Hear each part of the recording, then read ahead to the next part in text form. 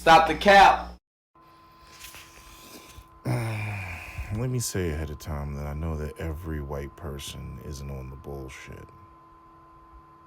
However, if you were to just sit around the internet and look at most of the comments from white people, and again, there's kind of like, that bias there. It's like the comments underneath a post about the Second Amendment. You know who leaves comments underneath the post about the Second Amendment?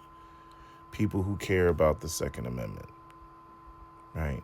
That's who leaves most of the comments because that's what they're focused on, right? So whenever you have a particular topic, certain people are going to show up. And there's a lot of people who float around the internet because all they want is bias confirmation. But anyway, sometimes I think I need to take a break from Instagram or YouTube and reading white people's comments, because reading white people's comments as a black person will definitely make you hate white people. Definitely. Especially the ahistorical context, the intellectual dishonesty, the leaps in logic, the double standards. It'll drive you fucking crazy. So anyway, I figured I'd talk about this story. I saw it come up in my timeline probably sometime last week, maybe 2 weeks ago. Never got around to, following up on the story. So I went and I followed up on the story. So I don't know if you all heard about the Ukrainian woman, right? I think her name is Ayirna. I don't know how to say it. Zarustska, something like that. Anyway, she was in North Carolina and she got on a bus. I don't know if it was a bus or a train. She was a refugee from Ukraine. She got on a train, a bus, and it says August 22nd, 2025. So this is last month.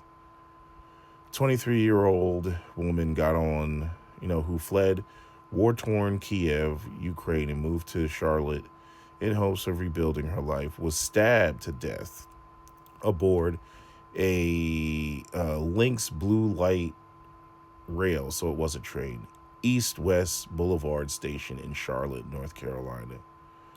Surveillance footage shows shows her boarding the train around 9:46 p.m., dressed in her pizzeria uniform. Just 4 minutes later, 34-year-old DeCarlos Brown Jr., seated nearby, he was seated right behind her, I don't know why it says seated nearby, produced a knife and stabbed her multiple times, at least once in the neck, while she was unaware.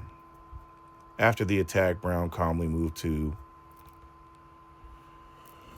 another train car, removed his sweatshirt, and exited at the next stop. He was spotted with blood on him. Authorities removed the knife and treated him for a hand injury, obviously, because the knife slipped, and you can see that he's bleeding in the other car, because all of this is caught on camera, because, trains have cameras. So a hand injury before arresting him on first-degree murder charges, right? So this was a black man. He's 34 years old. He's got dreads, right? And the white woman, she's a blonde Ukrainian white woman. She's got a couple modeling pictures. So, white men in particular are going crazy because, the loss of a beautiful white woman that was killed by a black savage, right? So who is DeCarlos Brown Jr.? This is the guy that stabbed her. DeCarlos Brown Jr., age 34, is a homeless, is homeless and has a lengthy criminal history dating back to around 2011.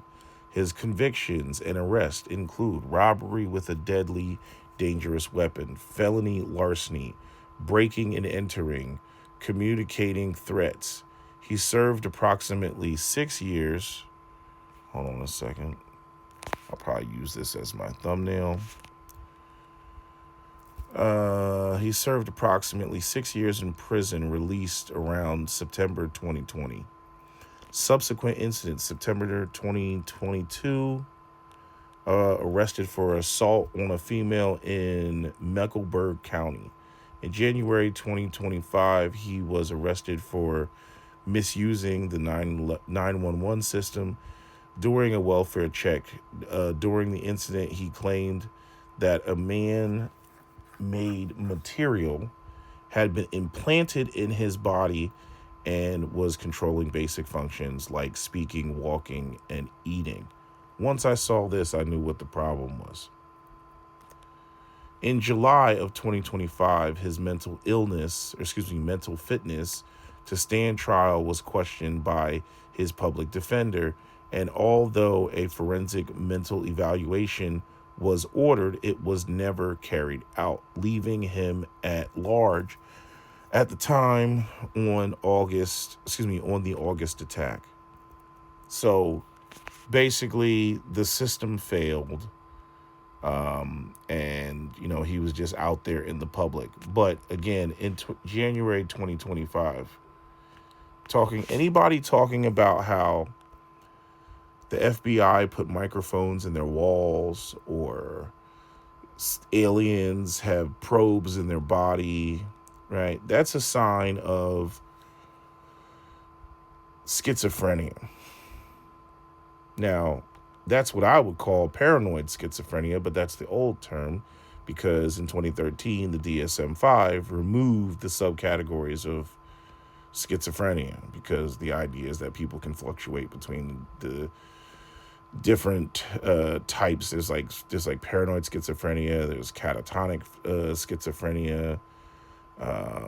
What's the other ones that they used to have? And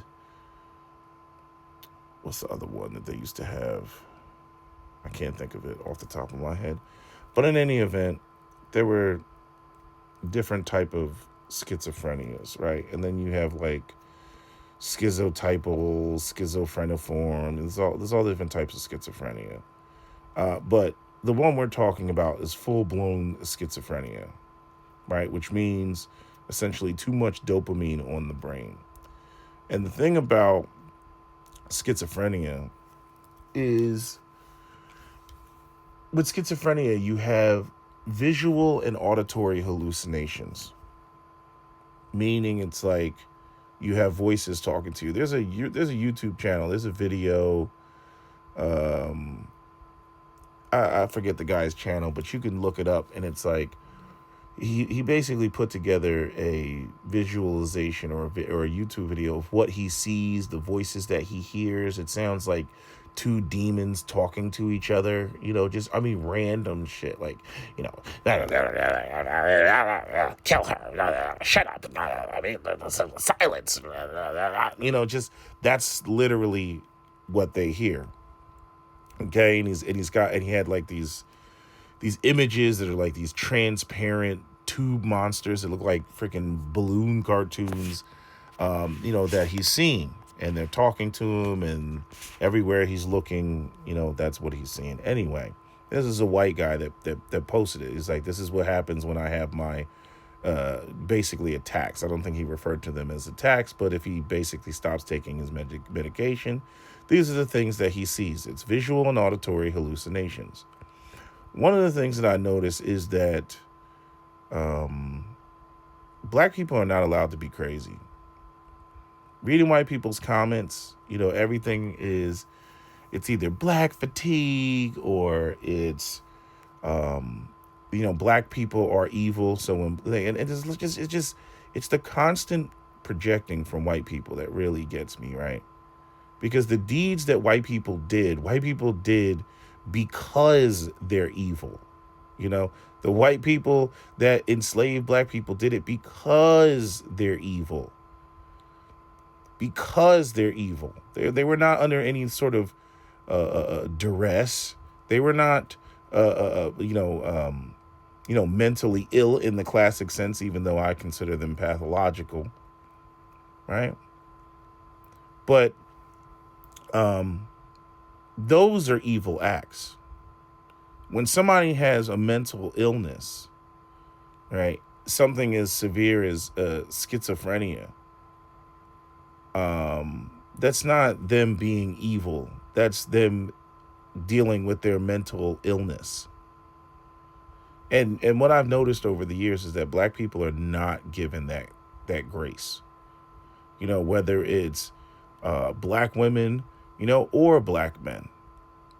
Once I see that the person has a documented history or signs of mental illness, all those arguments should immediately go out the window. But they don't. Not when it comes to black people. When it comes to black people, what white people like to do is they like to take the craziest of black people and then say that it was an evil act against white people or something like that, right? Because these people end up roaming the black community, right? And they commit most of their violence, most of their acts, in the black community. I'm not trying to label schizophrenia as particularly violent, but it can become violent.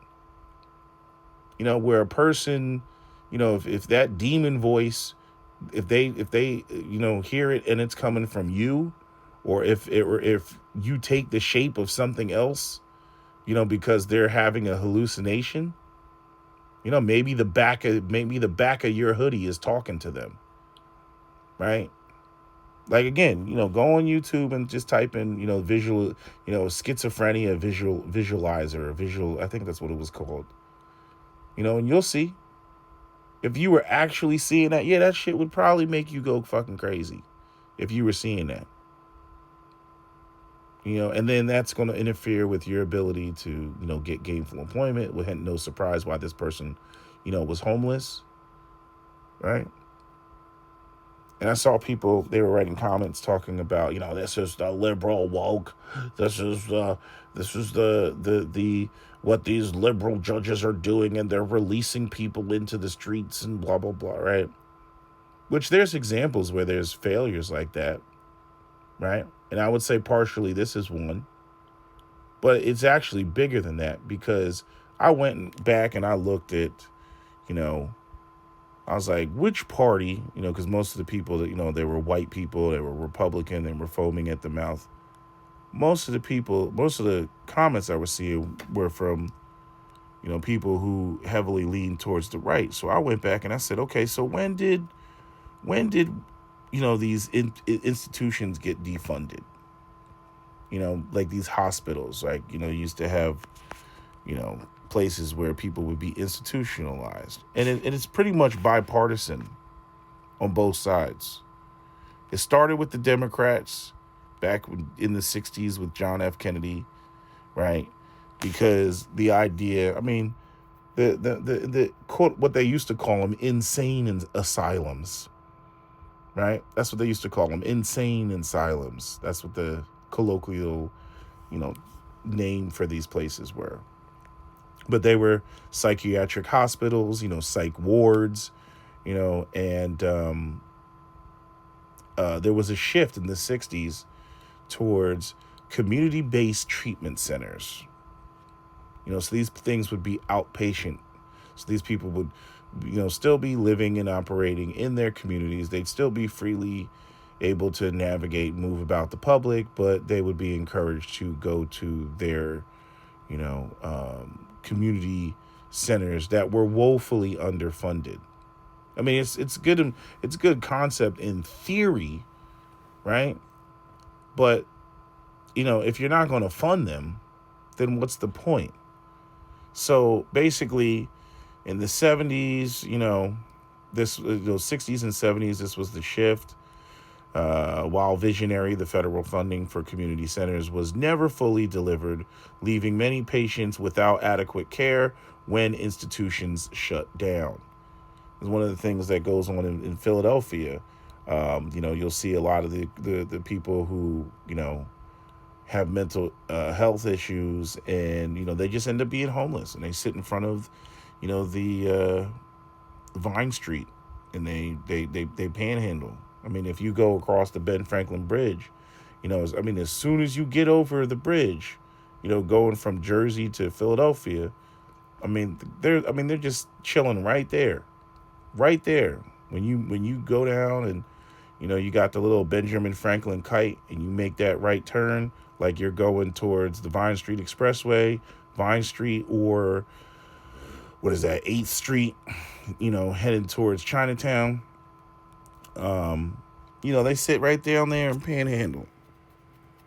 Most of them are junkies, but, there's also people who have mental health issues, that are down there. I'd say a lot of them are junkies and have mental health issues, but that's a whole nother thing.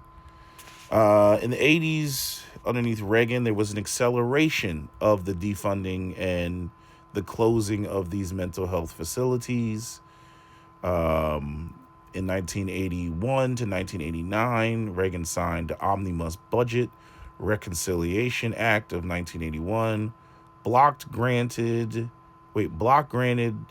federal mental health funds to states. So just completely blocked it. So no more federal funding for these hospitals. Cut federal spending on mental health by 25%. Remove the federal government from directly funding state psychiatric hospitals. These cuts drastically reduced institutional capacity, coinciding with the rise of visible homelessness in American society. Right? Because, again, people with severe mental health, they're not going to be able to hold down a job.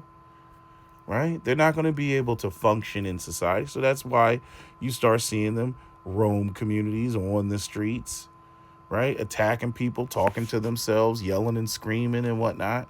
These are not evil people. These are people with mental health issues.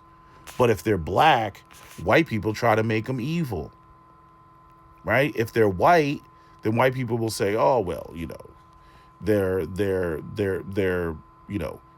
they made personal choices, and that's what it is, and that's why they're where they're at. They'll try to find some bullshit justification, but this is basically what white people do, because again, it's like that argument I got into with a bunch of liberals that were talking about how blue states pay, to subsidize red states, right? And I'm like, so the fuck what? I'm like, that's where all the food is grown.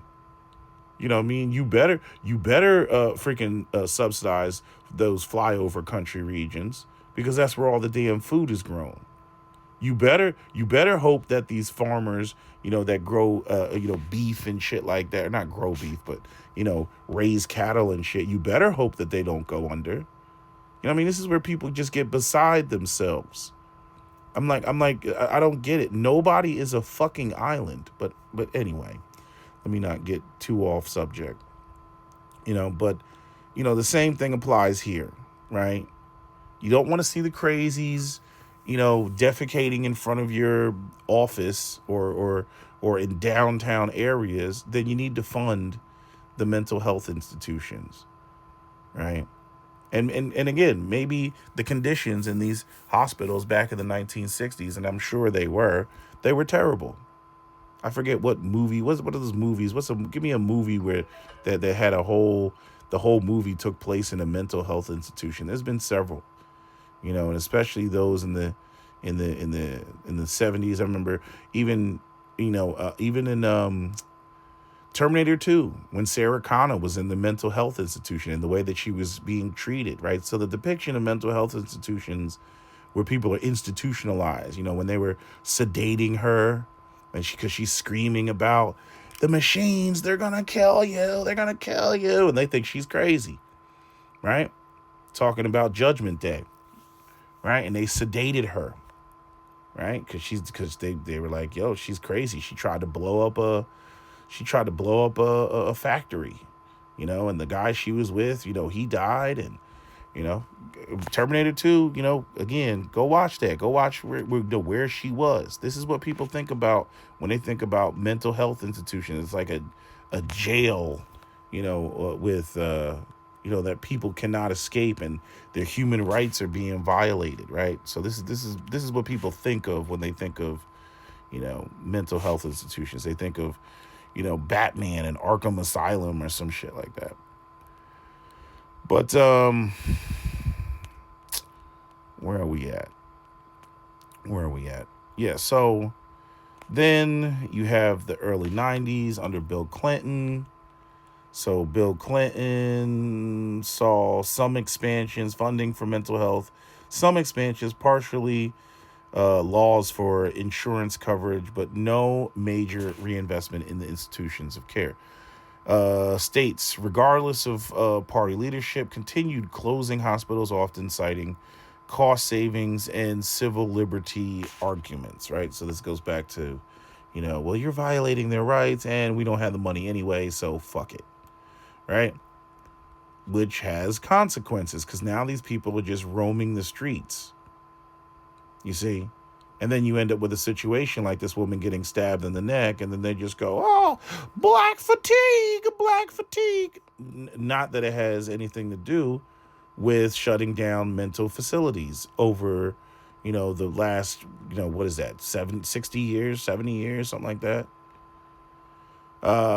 Republican-led states, Texas, Florida, have generally been associated with lower public mental, health spending per capita.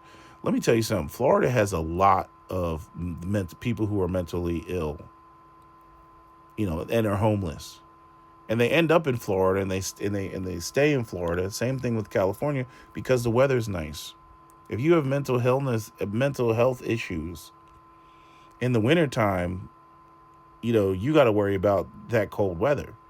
In cities like Philadelphia and New York, they try to get the homeless people inside. They try to, get them to go to shelters and stuff in the wintertime because it's too cold when it goes below freezing.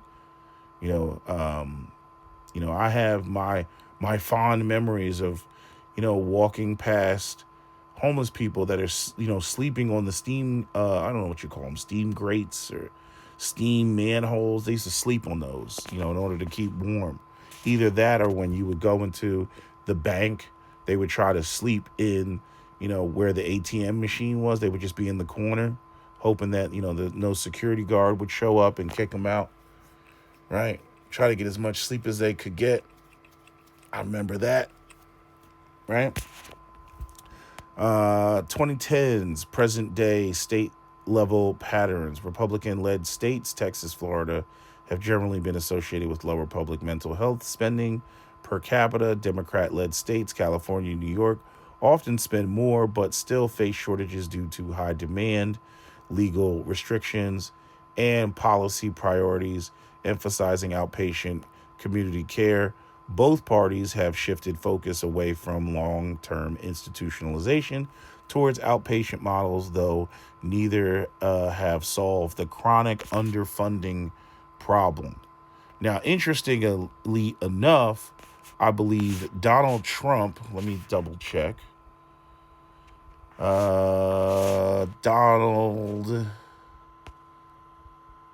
Donald Trump funding mental health. Let's see what it says.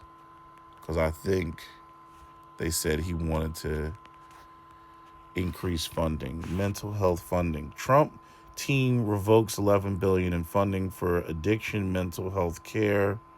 Trump rolls back rules protecting mental health coverage. Education Department stops $1 billion in funding for school mental health, ending crime. Okay, I guess that's not true. I heard that. Trump team revokes. Okay, so you're just going to make the problem worse. So now we're going to have even more black people with mental health issues, right? Just like the white people with mental health issues. But if the black people with mental health issues commit a crime, then white people are going to jump up and say, oh my God, black fatigue, all these black savages, oh, why do they live amongst us? Oh, these black people, oh, they're evil, and they just attack white people. This is why we should have a race war. Oh, this is why we need to bring slavery back. Oh, this is why we need to bring lynching back. Oh, right? That's what they're going to be saying when you're literally defunding, right, these people across the board, regardless of what their race is. If you're white and you have schizophrenia, you need to get the assistance that you need. If you're black and you have schizophrenia, you need to get the assistance that you need so that the rest of us are not affected by, these, attacks, these paranoia attacks that you have, where you have visual and auditory hallucinations, right? Right? But if all you want to do, see this, and this is the part that gets me with white folks, right? Since you all are at the helm, you all are in control, right? The problems that you have, right? Like as a nation, as a country, right? You're not going to get around paying the cost for that. You want to cut everything that, doesn't directly benefit you. You want crazy people to just go away. You want the poor to just go away, right? You don't want to fund anything. You want to. It's just a pay to play society. It's a sink or swim society, right? And like I said, if 20% of your students are failing, then you can look at the students and say that it's a personal failing. But if 80% of your students are failing, then that's a failure of the system. That's a failure of the society. And, what's crazy is, notice that all these things had to be defunded, which means at one point in time they were funded. So you got all the MAGA people running around saying, make America great again. Well, guess what? When America was quote unquote great again, or great in the past that you want to claim, a lot of this shit, not all of it, but a lot of it was funded. These areas were funded, and we know that they were funded because they had to be defunded. They've been defunded over the period of time. So at one point in time, they were funded. So when you want to look at the 1950s and you want to say, oh, we didn't see any crazy people and we didn't see that, and it was just, bum, bum, bum, bum, bum, bum, bum, bum, bum, bum, bum, bum, bum, Mr. Sandman, boom, boom, boom, boom, bring me a dream, right? When it was all that Back to the Future shit of the perfect 1950s and everything, and you don't see any crazy people, you don't see any homeless tent encampments and shit like that. Yeah, because mental health was fucking funded. It was funded.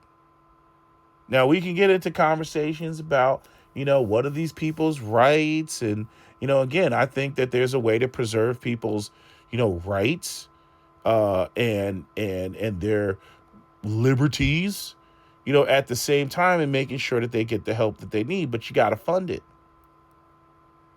And what white people and their society, what they want to do, they don't want to, man, fuck that. Fuck that, man, not my tax dollars. I don't want to pay for it. Okay, well then deal with, the fucking homeless dude defecating, in front of your office. You know what I'm saying? I say the same thing about, the black community overall. I'm like, deal with these carjackings then, motherfucker. You don't want to talk about reparations. You don't want to talk about, fixing the policies where you literally explicitly undermining the black community with redlining, blockbusting, Jim Crow, eminent domain, urban renewal, convict leasing, debt peonage, COINTELPRO, CIA, Iran, Contras, right? Denial of FHA loans, denial of Social Security for the first 20 years, right? Racial housing covenants, right? Denial of the Homestead Act, right? 1994 crime bill, right? Denial of GI Bill for black veterans, right? You did all that. And you want to complain, oh, the black community, oh, there's such a problem. Okay, well, then put the money back. Put the money back and you can solve all that shit. Oh, no, fuck that. I don't want that shit to cost me. Okay, well, then deal with these carjackings then. Deal with these home invasions then. I suggest you go to the gun store and get strapped up. And be prepared to fight somebody kicking in your back door at 3 o'clock in the morning. Be prepared, because that shit's not going to go away until you put the money back in the black community that you, through policy, took out of the black community. And the same thing applies to the mental health situation here, which, again, isn't a racial issue, because most of the people that are defecating in front of people's office buildings, in California are not black. Black people don't even live in California that deep anymore like that. You see? So people don't want to fund anything. And then you went, oh, well, why did this happen? Oh, this is black fatigue. Oh, it's a racial issue. Not a racial issue. It's not a racial issue. You got a paranoid schizophrenic that talked about somebody putting, what did he say? That they were, where's this at? That they were putting, what does it say? What does he say? Oh, hold on. Let me go back to, what did he say? Killing, shortages. We will never arrest. No. Where's this at? Where he said, yeah. In January 2025, he was arrested for misusing the 911 system or 911 system, which means he called 911 during a welfare check. Probably he probably thought like he called 911, and then when they showed up, again, schizophrenia, he told them something totally different. So then they probably arrested him because it's like, okay, you called 911. Okay, what's the problem? And then they get there, and then he's got a whole different story. But anyway, he claimed that a man-made material, and not only that, hold on, stop the fucking press. Okay, so this highlights right here one of the main problems. So the police showed up and they arrested this man because he called 911. And then when they showed up, he claimed that a man-made material had been implanted in his body and was controlling basic functions like speaking, walking, and eating. And the police officers were not able to identify that this man possibly has schizophrenia. They don't even have a clue. They don't even know, what the signs and the symptoms, negative or positive, when it comes to schizophrenia. They have no clue. They have no clue what the signs are, of schizophrenia.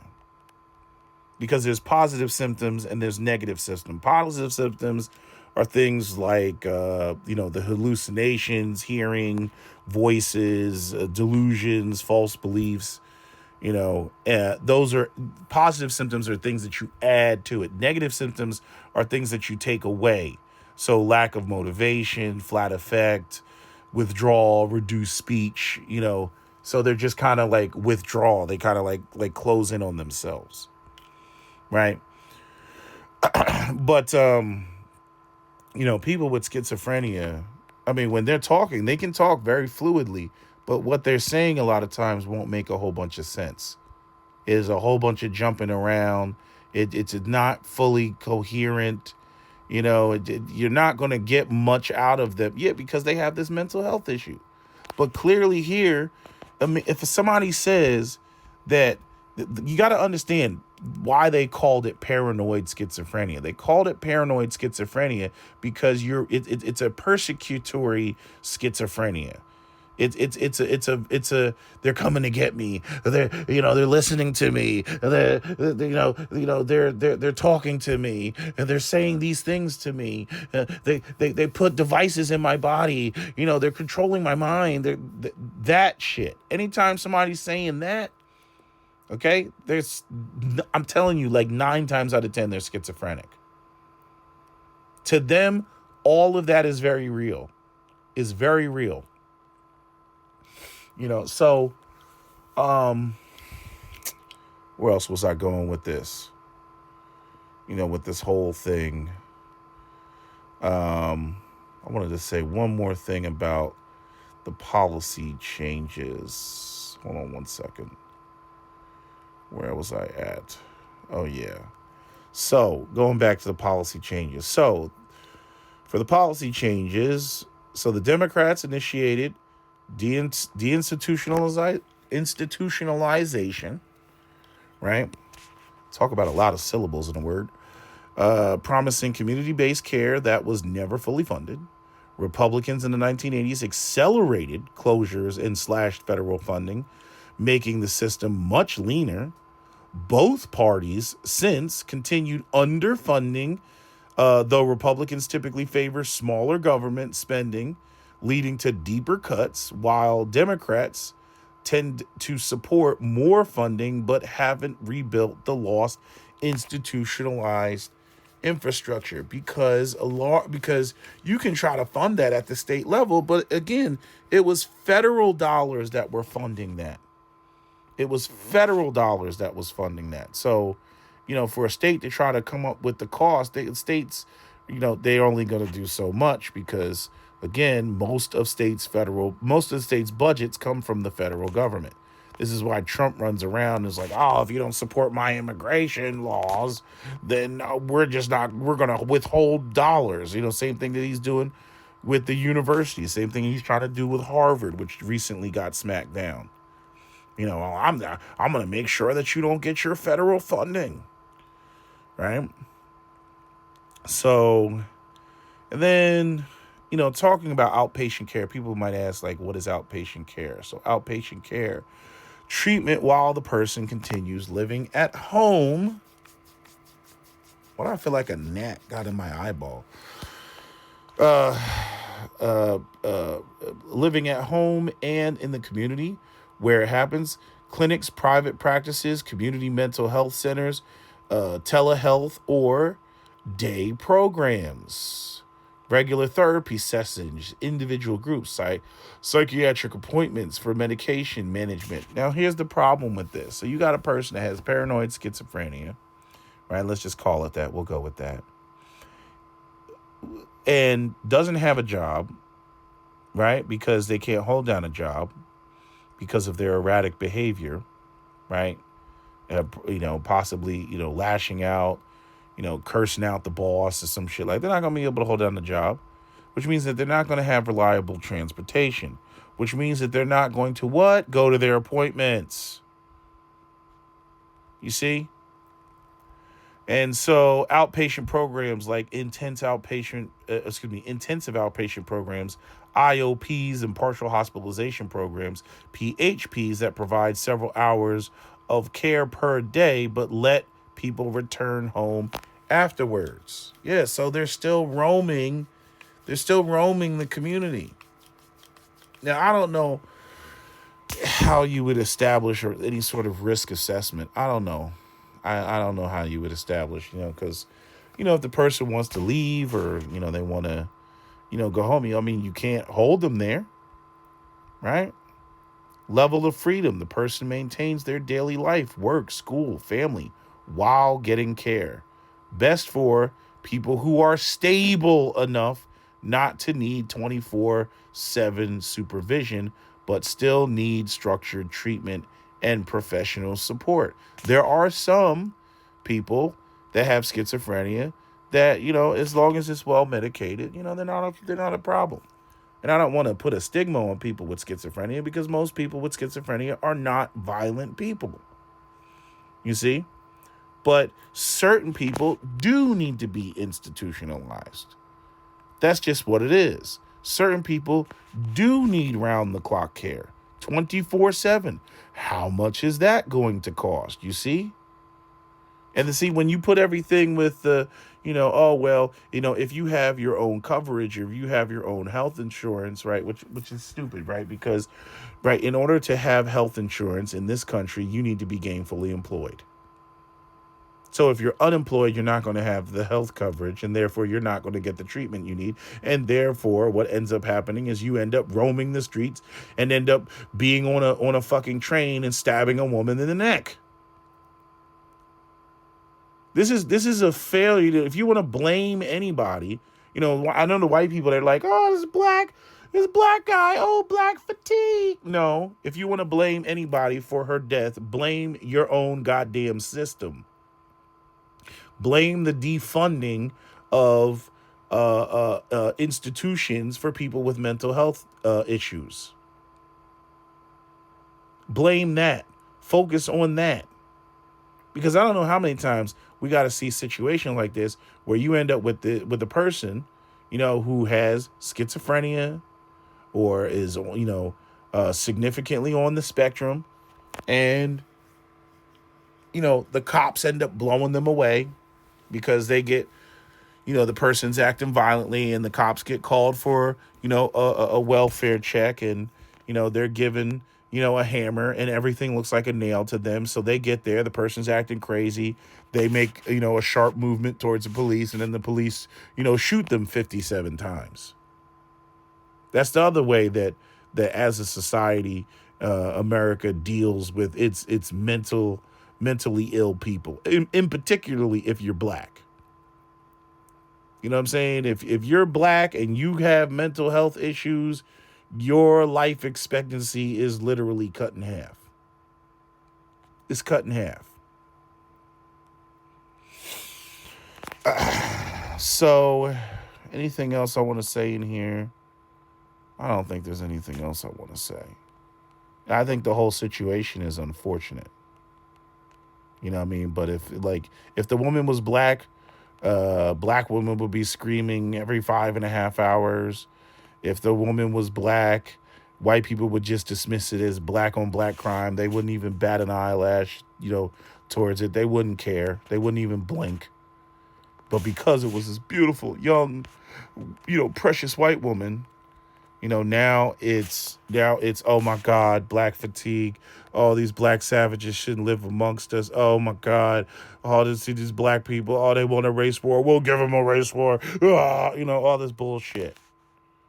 Like, the motherfucker was a paranoid schizophrenic that didn't get the mental health care treatment that he needed, and this is the result. I don't know what people think, like, how this would play out any other way. I saw somebody say, they wrote a comment talking about, this is why we need to, punish criminals severely. Like, do you see how, like, that's not going to do anything? Right? Criminals are criminals. Somebody that has a severe case of schizophrenia, you're not going to deter them with criminal punishment, because, like, their minds wouldn't even allow them to process that like that. They're over there talking to shadow figures and demons and fucking, listening to voices, right? Having, things morph into other things right in front of them. Right. And you're talking about, we need to, like, in other words, you're treating this person like they're a wholly sane person. That's what you're treating them like. Like, what you did. I can just go over there and wag my finger and admonish you, and that'll straighten them out. And then we're going to make an example out of this person to deter anybody else from doing the same thing. Most sane people wouldn't do anything like this. This woman did nothing to him. She got on the train. She was looking at her phone. She sat down in front of him. She did nothing. There's nothing that this white woman did to instigate or provoke, this attack. There's nothing that she did.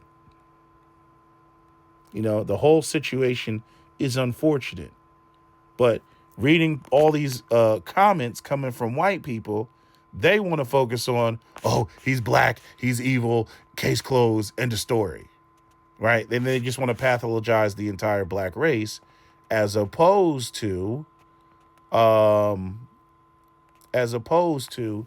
recognizing the mental health issue that this is, and the defunding of mental health institutions. I thought Trump was going to put money back into it. I don't know, I heard something. I was listening to, it was either YouTube or the radio. What was I going to look up? There was something I was just about to look up, when it comes to give me 10 other cases of a person with schizophrenia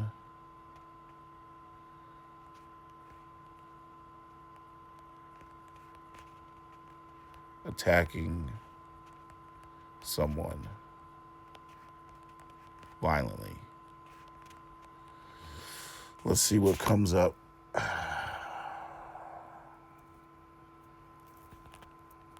So, we have Sebastian Andrews in Connecticut committed a brutal stabbing 104 times of his. Hold on. Let me say add. Give me their race in this list as well.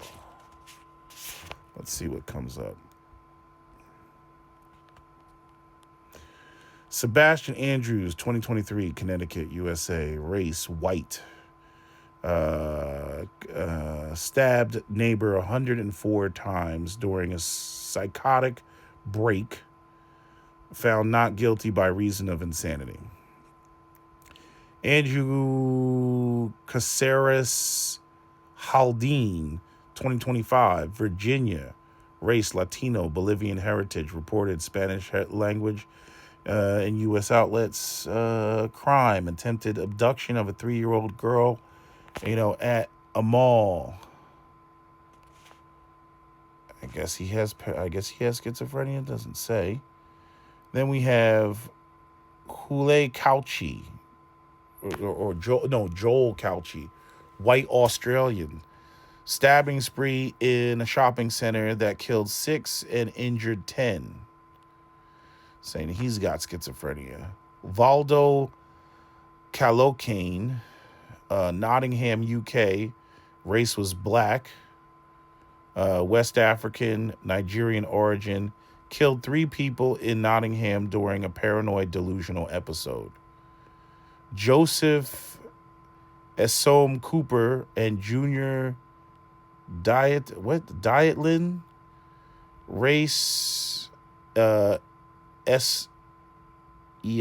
Cooper. I don't know I've never seen that name before.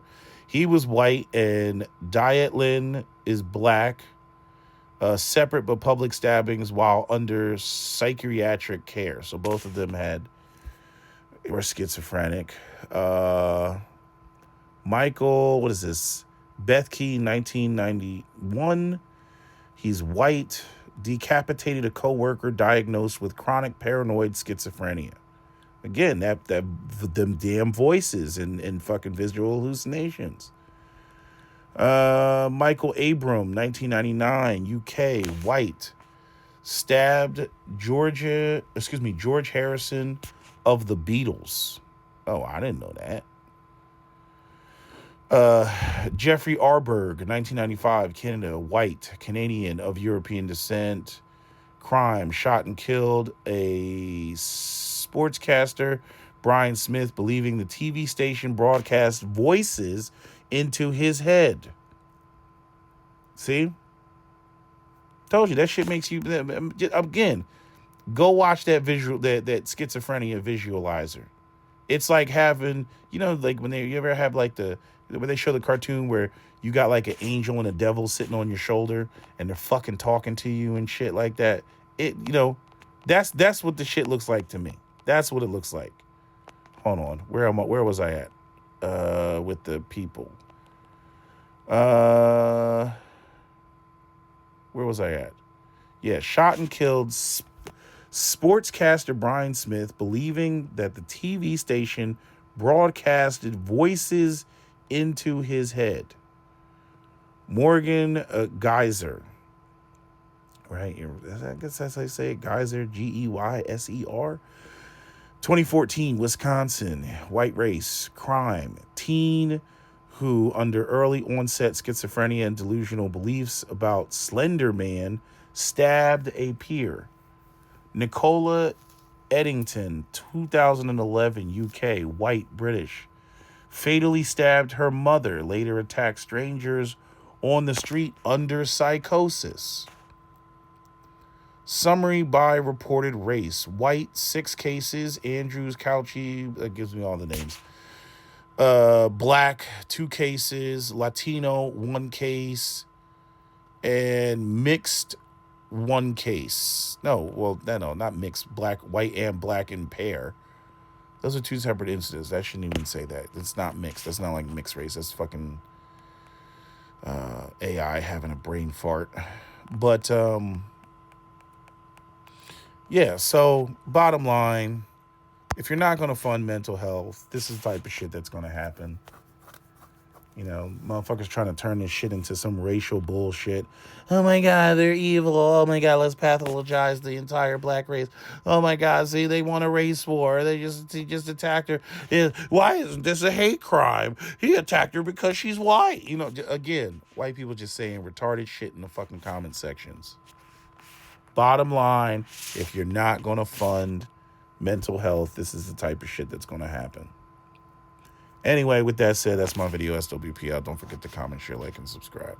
On the scene, diamond blingy, whole screen, checkerboard, Louis V. I'm so fresh and so clean. Stuff them bands in my jeans, slap them 30s in them things. Pull the trigger, let it sing. Then go smoke a Russian cream. Boo, hold on. Yeah. Hello? We ain't. Where we at? Oh, you want to know where I'm at? We outside!